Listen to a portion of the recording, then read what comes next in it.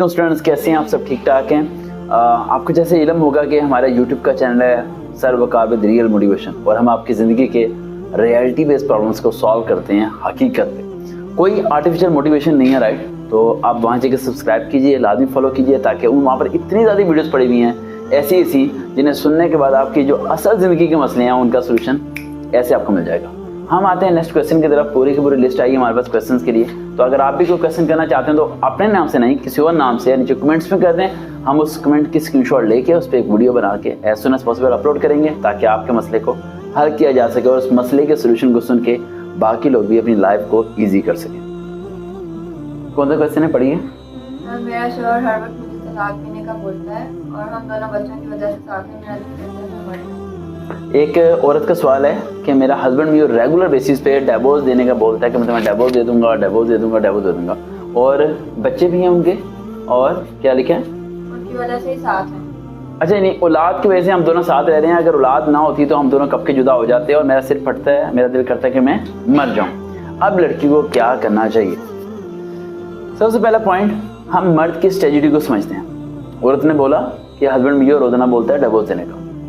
हमने ये नहीं जाना कि उसने ऐसा क्यों बोला, ऐसी क्या वजह थी कि हस्बैंड रोजाना डिवोर्स देने का बोल रहा है, और वो दोनों की आपस में अंडरस्टैंडिंग नहीं हुई, लेकिन बच्चे उनके पैदा हो गए। यानी कि जब तक शादी के 4-5 साल होंगे, जब तक बच्चे पैदा हुए होंगे, जब तक तो उनकी कहीं ना कहीं थोड़ी बहुत अनबन होती होगी, लेकिन कहीं ना कहीं एडजस्ट करते रहे।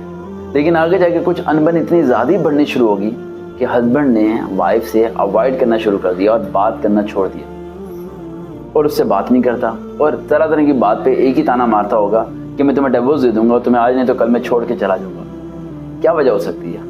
5 रीजंस बता रहा हूँ आपको। ये रीज़न होती हैं अगर किसी लड़की को डिवोर्स होती है। पॉइंट नंबर 1, वो अपने हस्बैंड के सामने अपने घर वालों की तारीफ करती है और उसके घर वालों की बुराई करती है हर वक्त, कि मेरे भाई बहुत अच्छे, मेरा घर बहुत अच्छा, मेरे माँ बाप बहुत अच्छे, मेरे रहन सहन बहुत अच्छा है, लेकिन तुम्हारा घर अच्छा नहीं है, तुम्हारा रहन सहन अच्छा नहीं है, तुम अखराजात पूरे नहीं कर पाते, तुम वैसा तुम्हारा लिविंग स्टैंडर्ड नहीं है जैसी मेरी सूरत है। इस तरह सुनते सुनते उसका दिमाग खराब होना शुरू होता है मर्द का। सेकेंड पॉइंट होता है उसके वालिदैन। कुछ लेडीज़ होती हैं जो उनके वालिदैन की इज्जत नहीं करती, तो इसकी वजह से मर्द के अंदर बीवी के लिए नफरत पैदा होनी शुरू हो जाती है। Third point, most important point, जिसकी वजह से सारे काम होते हैं। औरत कहीं ना कहीं अपने हस्बैंड को रोजाना एक अल्फाज बोल रही होती है कि मैंने तुम्हारे साथ नहीं रहना, मेरी तुम्हारी अंडरस्टैंडिंग नहीं होती, लेकिन वो कहने की बर्दाश्त कर रहा होता है। लेकिन जब मर्द बोलना शुरू करता है कि मैं तुम्हें छोड़ दूंगा, डिवोर्स दे दूंगा, तो उसकी वजह मर्द नहीं होती, मर्द के पीछे एक बैकअप पे 3 लोग होते हैं।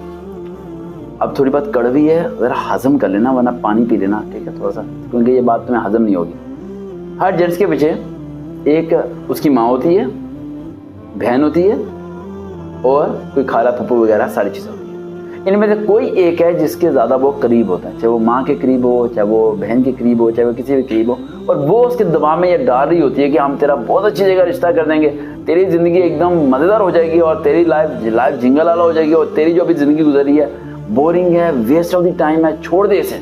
इसीलिए उसके दिमाग में वो अल्फाज बार बार रिपीट कर रहे होते हैं कि यार मैं तुम्हें छोड़ दूंगा, लेकिन वो कहीं ना कहीं रुक कर रहा होता है। उसकी वजह होती है उसकी औलाद, जिसकी वजह से वो अल्फाज को बोलने के बाद अमल में नहीं लेके आता। होता क्या है, हम सब लोगों को एक बहुत बड़ी प्रॉब्लम है, वो प्रॉब्लम है नाशुक्री की प्रॉब्लम। हम सब लोगों के पास जो चीज़ अवेलेबल होती है हम उसकी वैल्यू नहीं समझते, जो चीज़ हमें फ्री में मिलती है हम उसकी वैल्यू को नहीं समझते। फॉर एग्जाम्पल, हमारे पास घर होता है और हम घर की कदर नहीं करते, और रोज़ाना लड़ाई झगड़ा इस बात पर होता है कि हमें छोटा घर नहीं बड़ा घर चाहिए। क्या हम उन लोगों के बारे में सोचते हैं कि जिनके पास घर है ही नहीं? जब हमारे पास 3 वक्त खाने का होता है तो हम रोज़ाना कहते हैं क्या रोज़ाना दाल बना दी माँ जी, बेकार सालन देते रहते रोज़ाना। क्या ये सोचते हैं कि वो लाखों करोड़ों बच्चे हैं जिनके पास दाल भी नहीं है, एक वक्त की रोटी भी नहीं है? सबसे बड़ी प्रॉब्लम होती है नाशुक्री।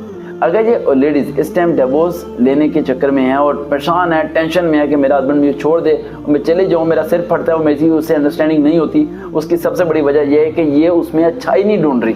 इसने सर के बाल से लेके पाँव के नाक तक सारे के सारे उसे बुरा ही जाना है, उसकी अच्छाई की क्वालिटी को समझा ही नहीं। और जब मेरी इस औरत से बात हुई तो उसने मुझे बताया कि मैंने कहा क्या वो अखराजात सारे पूरे करता है? उसने कहा हाँ जी। मैंने कहा बच्चों की फीसें देता है? उन्होंने कहा हाँ जी। मैंने कहा दूध खाना पीना सब लेके आता है? कहती हाँ जी। मैंने कहा फिर क्या करता है? कहती मुझे टाइम नहीं देता। मैंने कहा आपको क्यों टाइम नहीं देता? कहती ये मुझे पता नहीं है। मैंने कहा पता है आपको, बस आप उसे रिमूव नहीं करना चाहते। रीजन आपको पता है, मसला ये है कि आपको अपनी मिस्टेक नजर नहीं आती और अगले की सारी मिस्टेक नजर आती है।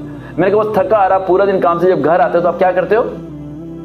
खाना सर्व करते हो, पानी देते हो उसे गर्म? कहती नो सर। मैंने कहा क्या करते हो? कहते बातें सुनाना शुरू करती हूँ कि तुम्हें पता है तुम्हारे घर में क्या हुआ, तुम्हारी मामा ने मुझे क्या क्या अल्फाज बोले, तुम्हारे भाई ने मुझे क्या क्या अल्फाज बोले। मैंने कहा बेचारा दफ्तर से तपा हुआ आता है, जब वो घर पहुंचता है तो वो चिक चिक वो टेंशन सुन सुन के रोटी का लुकमा उसके अंदर नहीं जाता और वो उसकी जुबान से एक ही अल्फाज निकलता है कि मैं तुझे छोड़ दूंगा।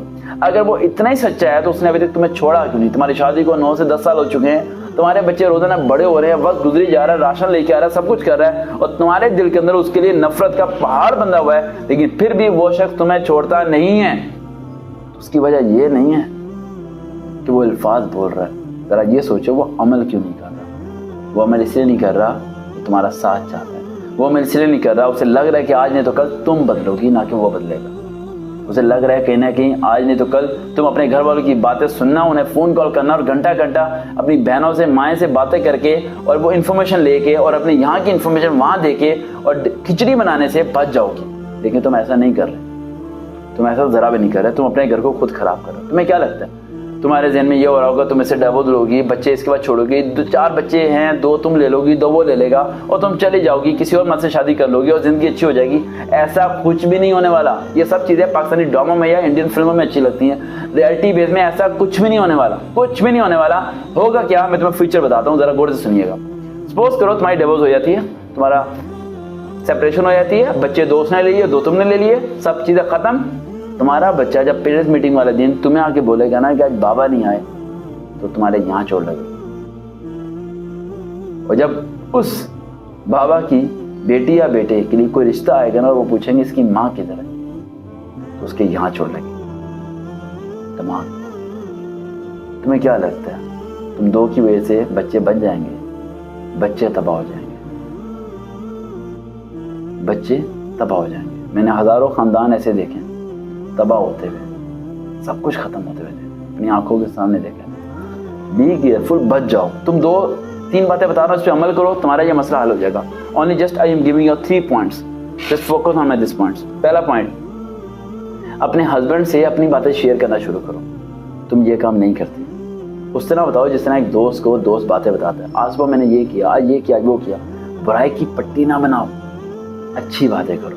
चाहे वो सुने या ना सुने, तुम्हें जवाब दे ना दे, रोज आना जब खाना सर्व करो तो उसके सामने बैठ के अपने पूरे दिन की कहानी सुनाओ। चाहे वो तुम्हें एक सवाल का जवाब भी ना दे, चाहे वो एक कान से निकाले दूसरे कान से भूल जाए, चाहे वो पलट के भी तुम्हारी तरफ ना देखे, तुम्हारा काम है पूरे 1 महीने तक इस पॉइंट को फॉलो करना। और अगर तुम्हें फायदा ना हुआ, इस पेज को ना अनफॉलो करो, यूट्यूब पे जाके मुझे अनसब्सक्राइब करो और स्किप दिस पेज, भूल जाना। और अगर तुम्हें फायदा हो जाए तो 1000 लोगों को कहना है कि सरकार को फॉलो कर लें, क्योंकि वो शख्स तुम्हारी जिंदगी को हकीकत में बदल सकता है। पॉइंट नंबर 2, तुम नमाज नहीं पढ़ती, सुपारा भी नहीं पढ़ती। नमाज और सुपारा पढ़ना शुरू करो। तुम्हारा मकसद तुम्हारे हस्बैंड को हासिल करना नहीं है, तुम्हारा मकसद सीधे रास्ते पे चलना है। जब तुम सीधे रास्ते पे चलोगे, नमाज और सुपारा पढ़ोगे, तो खुद ब खुद वक्त और हालात तुम्हारे इख्तियार में आना शुरू हो जाएंगे और वक्त तुम्हारे साथ बदलना शुरू हो जाएगा। Point number 3, the last and most one point, जो अगर तुम कर गई तो हस्बैंड तुम्हारे कदमों में। क्या है? तुम्हारे पास चंद पैसे जुड़े हुए हैं, उनका एक जोड़ा लो और उसकी माँ को तोहफा दे दो। तुम कह रही होगी सास को तोहफा, सर उससे तो मेरी जरा नहीं बनती, क्या कह रहे हैं आप? जो मैं कह रहा हूँ वो करो, अगर नहीं करोगे तो कुछ भी नहीं फायदा। 3 पॉइंट से अमल करो, तुम्हारी जिंदगी बदल जाएगी और जब मसला हल हो जाएगा, तुम्हारा हस्बैंड तुमसे बातें करेगा और सारे मसले हल हो जाएंगे। ना तुम्हें जुदा होने की जरूरत है, ना उसे जुदा होने की जरूरत है। अगर आप लोगों को इस तरह की रियलिटी बेस्ड मोटिवेशन वीडियोस चाहिए तो यूट्यूब पे जाकर सर्च करें sir Waqar with real motivation, उसे जाकर सब्सक्राइब कीजिए। हमारे पेज को आपने फॉलो करने से खोलें, नहीं करना तो आपकी मर्जी। हम आपकी हेल्प करते रहेंगे, वो भी रियलिटी बेस्ड, टोटली फ्री। पिछले 9 साल से काम कर रहे हैं, देखते रहें channel sir Waqar with real motivation.